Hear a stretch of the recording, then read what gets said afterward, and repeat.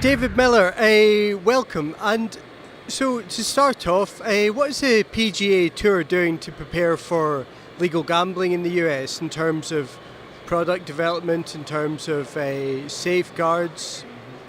So I think there are really three things that we've done in preparation for gambling expanding in the U.S. The first is setting up an integrity program. At the beginning of 2018, we launched the PGA Tour's first integrity program. It's a system of regulations designed to prevent any betting corruption in our events. It also includes monitoring. We're working with Genius Sports to monitor all betting lines to identify corrupt activity.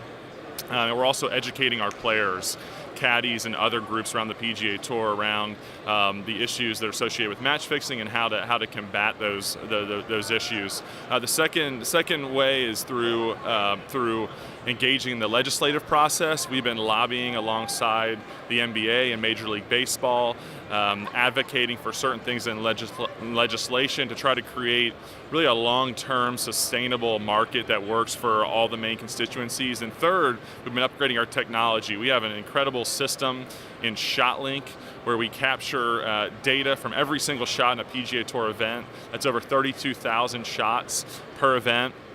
And we transmit that data now for betting purposes. And so we've been upgrading that system and really trying to create a really engaging, fun golf betting product to generate more interest in our sport.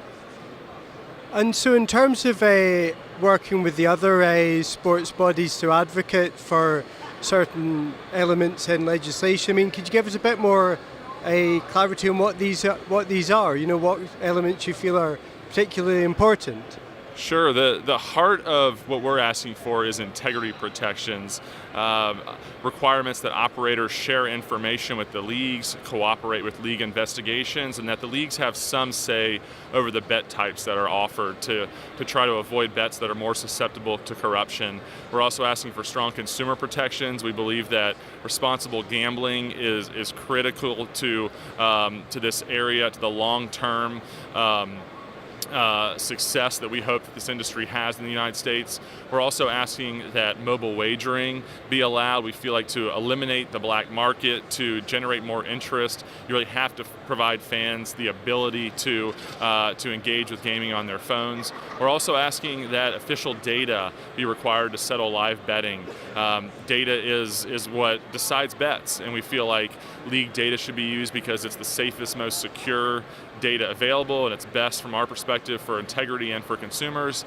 And then last, we're also asking that a royalty be paid to the leagues, a percentage of the bets. Just for a $100 bet, we're asking that 25 cents be paid to the league. Primarily because the leagues are providing the product in which the entire industry is based. We think it's fair, and we think it's good policy as well for the states if all the interests of the state, the operators, and the leagues are aligned. And so to date, a lot of the push for integrity fees appears to have sort of not really come to fruition in the states that have regulated so far. So first of all, why do you feel this is, and how do you kind of plan to work towards changing that? Yeah, I think in part it's because Nevada has set a precedent for the U.S.